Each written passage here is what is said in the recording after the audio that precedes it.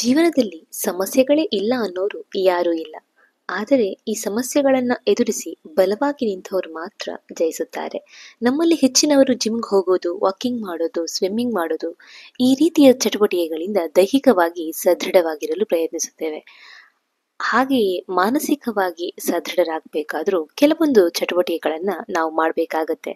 ನಾವು ದೈಹಿಕವಾಗಿ ಅಷ್ಟೇ ಅಲ್ಲದೆ ಮಾನಸಿಕವಾಗಿಯೂ ಗಟ್ಟಿಯಾದಾಗ ಮಾತ್ರ ದೈನಂದಿನ ಜೀವನದಲ್ಲಿ ಬರುವಂತಹ ಸವಾಲುಗಳನ್ನು ಎದುರಿಸಲು ಶಕ್ತರಾಗಿರುತ್ತೇವೆ. ಕೆಲವೊಬ್ರು ತಾವು ಬಾಲ್ಯದಿಂದಲೇ ಮಾನಸಿಕವಾಗಿ ಗಟ್ಟಿಯಾಗಿರ್ತಾರೆ. ಅದೇ ಇನ್ನು ಕೆಲವರು ಜೀವನದಲ್ಲಿ ಆದಂತಹ ಕೆಲವೊಂದು ಅನುಭವಗಳಿಂದ ಮಾನಸಿಕವಾಗಿ ಬಲಗೊಳ್ಳುತ್ತಾ ಹೋಗ್ತಾರೆ. ಹಾಗಾದ್ರೆ ಬನ್ನಿ ಸ್ನೇಹಿತರೆ, ಇವತ್ತಿನ ವಿಡಿಯೋದಲ್ಲಿ ನಾನು ಹೇಳುವಂತಹ ಈ 6 ಗುಣಗಳು ನಿಮ್ಮನ್ನು ಮಾನಸಿಕವಾಗಿ ಸಮರ್ಥರನ್ನಾಗಿ ಮಾಡುತ್ತೆ. ಹಾಗಾದ್ರೆ ಬನ್ನಿ ಮೊದಲನೇ ವಿಷಯಕ್ಕೆ ಹೋಗೋಣ. ನಿಮ್ಮ ಕಂಫರ್ಟ್ ಝೋನ್ ಇಂದ ಹೊರಗೆ ಬನ್ನಿ ಅಂತ ಹೇಳಿದ್ರೆ, ಈಗ ಉದಾಹರಣೆಗೆ ಕೆಲವರಿಗೆ ಇಂಗ್ಲಿಷ್ ಮಾತಾಡೋದ್ರಲ್ಲಿ ತುಂಬಾನೇ ಆತಂಕ ಇರುತ್ತೆ. ಇನ್ನು ನಾನು ಮಾತಾಡಿದ್ರೆ ನನ್ನಿಂದೆಲ್ಲ ಮಿಸ್ಟೇಕ್ ಆಗುತ್ತೋ, ಜನ ಎಲ್ಲಿ ನಗಾಡ್ತಾರೋ ಅನ್ನುವಂತಹ ಒಂದು ಭಾವನೆ ಅವರಲ್ಲಿ ಇರುತ್ತೆ.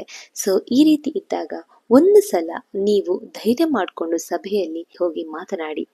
ನಂತರ ನಿಮ್ಗೆ ಆ ಧೈರ್ಯ ಮತ್ತೆ ನಿಮ್ಗೆ ಬರುತ್ತೆ. ಮತ್ತೊಮ್ಮೆ ನೀವು ಮಾತನಾಡೋದಕ್ಕೆ ಭಯ ಪಡೋದಿಲ್ಲ.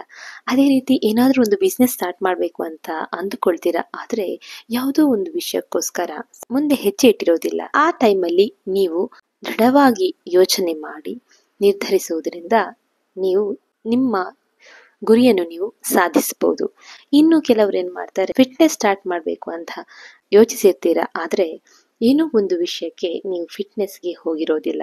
ಸೊ ನೀವೇನ್ ಮಾಡಬೇಕು, ಆ ಕಂಫರ್ಟ್ ಝೋನ್ ಇಂದ ಹೊರಬಂದು ಫಿಟ್ನೆಸ್ ಜರ್ನಿನ ಸ್ಟಾರ್ಟ್ ಮಾಡಿ. ಆ ನಂತರದಲ್ಲಿ ನಿಮ್ಮ ಜೀವನದಲ್ಲಿ ಆಗುವಂತಹ ಬದಲಾವಣೆಗಳನ್ನು ನೀವು ನೋಡ್ಕೊಳ್ಳಿ. ಇನ್ನು ಎರಡನೇ ಪಾಯಿಂಟ್ ಏನು ಅಂತ ಹೇಳಿದ್ರೆ, ಜೀವನದಲ್ಲಿ ಇಲ್ಲ ಅಂತ ಹೇಳುವುದನ್ನು ನೀವು ಅಭ್ಯಾಸ ಮಾಡಬೇಕು. ನಿಮ್ಮಿಂದ ಯಾವುದಾದ್ರೂ ಕೆಲಸ ಸಾಧ್ಯವಿಲ್ಲ ಅಂತ ಅಂದಾಗ ಅದನ್ನು ನನ್ನಿಂದ ಆಗೋದಿಲ್ಲ ಅಂತ ಹೇಳೋದನ್ನು ಅಭ್ಯಾಸ ಮಾಡಿ. ಕೆಲವೊಂದ್ಸಲ ಇಷ್ಟ ಇಲ್ಲದಿದ್ರೂ ಒಪ್ಪಿಕೊಂಡು ಏನಾದ್ರೂ ಜವಾಬ್ದಾರಿ ಹೊತ್ತಾಗ ಅದು ನಿಮ್ಮನ್ನು ಮಾನಸಿಕವಾಗಿ ಕುಗ್ಗಿಸುತ್ತದೆ. ಆದ್ರಿಂದ ಇಲ್ಲ ಎಂದು ಹೇಳುವಂತಹ ಅಭ್ಯಾಸವನ್ನು ಕೂಡ ನೀವು ರೂಢಿಸಿಕೊಳ್ಳಿ. ಇನ್ನು ಮೂರನೇ ವಿಷಯ, ನಿಮ್ಮ ಕಷ್ಟದ ಕ್ಷಣಗಳನ್ನು ಅರ್ಥ ಮಾಡಿಕೊಳ್ಳುವುದು. ಅಂದ್ರೆ ನಾವೆಲ್ಲರೂ ನಮ್ಮ ಜೀವನದ ಹಂತಗಳಲ್ಲಿ ಕಹಿ ಘಟನೆಗಳಾಗಲಿ ಅಥವಾ ಕಹಿ ಅನುಭವಗಳನ್ನು ಹೊಂದಿರ್ತೇವೆ. ಅದನ್ನೇ ಯೋಚಿಸಿ ಕೊರಗುವುದರ ಬದಲು ಅದರಿಂದ ಪಾಠ ಕಲಿಯಲು ಮತ್ತು ಅದನ್ನು ಅರ್ಥ ಮಾಡಿಕೊಳ್ಳಲು ಸಾಧ್ಯವಾದಾಗ ನಿಮ್ಮಲ್ಲಿ ಮಾನಸಿಕ ಗಟ್ಟಿತನ ಇದೆ ಅಂತ ಹೇಳಬಹುದು.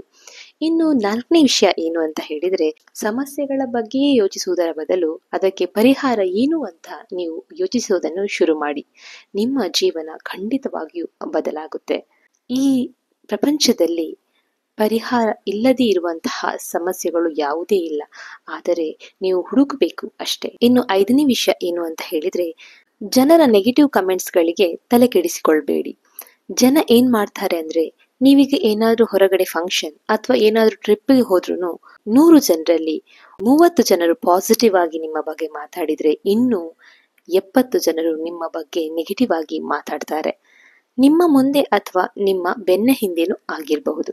ಆದ್ರೆ ಆ ಕಮೆಂಟ್ಸ್ಗಳಿಗೆ ನೀವು ತಲೆ ಕೆಡಿಸಿಕೊಳ್ಳದೆ ನಿಮ್ಮ ಕೆಲಸ ಏನು ಅನ್ನೋದನ್ನ ನೀವು ಮಾಡ್ತಾ ಹೋದ್ರೆ ಮಾನಸಿಕವಾಗಿ ಗಟ್ಟಿಯಾಗಿರ್ತೀರ. ಇನ್ನು ಕೊನೆಯ ಮತ್ತು ನಾವೆಲ್ಲರೂ ತಿಳ್ಕೊಳ್ಬೇಕಾದಂತಹ ಒಂದು ವಿಶೇಷವಾದಂತಹ ಸಲಹೆ ಏನು ಅಂತ ಹೇಳಿದ್ರೆ, ಸೋಲಿನಿಂದ ನೀವು ಗಟ್ಟಿಯಾಗಿರ್ಬೇಕು. ಈಗ ಏನಾದ್ರೂ ಸಮಸ್ಯೆ ಎದುರಾದಾಗ ಅದು ದೊಡ್ಡ ತೊಂದರೆ ಅಂತ ನಾವು ಅಂದ್ಕೊಳ್ಳೋದಕ್ಕಿಂತಲೂ ಅದನ್ನು ನಾವು ಎದುರಿಸೋದು ತುಂಬಾನೇ ಮುಖ್ಯ. ಒಂದ್ ಮಾತನ್ನು ನೆನ್ಪಿಟ್ಕೊಳ್ಳಿ ಸ್ನೇಹಿತರೆ, ಹಲವಾರು ಸೋಲುಗಳಿಂದ ನಾವು ಹಂತ ಹಂತವಾಗಿ ಗೆಲುವನ್ನು ಕಾಣುತ್ತೇವೆ. ಸಮಸ್ಯೆಗಳನ್ನು ಎದುರಿಸಿ ನಾವು ಗಟ್ಟಿಯಾಗ್ತೇವೆ. ಹಾಗಾಗಿ ಈಗ ನಿಮ್ಮಲ್ಲಿ ಯಾವ ಭಯ ಇದೆ ನೋಡಿ, ಅದರಿಂದ ಹೊರಬರುವುದು ಹೇಗೆ ಅನ್ನೋದನ್ನು ನೀವು ಯೋಚಿಸಿ. ಧೈರ್ಯವಾಗಿ ಇದ್ದು ಜಯಿಸಿ. ಜನರ ಜೊತೆ ಬೆರೆಯಿರಿ. ಮನೋಬಲ ಅನ್ನುವಂಥದ್ದು ಒಂದೇ ದಿನದಲ್ಲಿ ಬರುವಂತಹದ್ದಲ್ಲ. ದಿನನಿತ್ಯ ನಿಮ್ಮನ್ನು ನೀವು ಬಲಗೊಳಿಸುತ್ತಾ ಬನ್ನಿ. ಹಿಂದೆ ಶುರು ಮಾಡಿ. ಜೀವನದಲ್ಲಿ ಕಷ್ಟಗಳು ಬರುತ್ತವೆ ಹೋಗುತ್ತವೆ. ನಿಮ್ಮ ಮನಸ್ಸು ಬಲವಾಗಿದ್ದರೆ ಜೀವನದಲ್ಲಿ ಬರುವಂತಹ ಯಾವುದೇ ಸವಾಲನ್ನು ಕೂಡ ನೀವು ಗೆಲ್ಲಬಹುದು. ಇಷ್ಟು ಹೇಳ್ತಾ ಇವತ್ತಿನ ವಿಡಿಯೋ ನೋಡಿದ ನಿಮ್ಗೆಲ್ಲರಿಗೂ ಧನ್ಯವಾದಗಳು. ಮತ್ತೆ ಸಿಗೋಣ ಸ್ನೇಹಿತರೆ.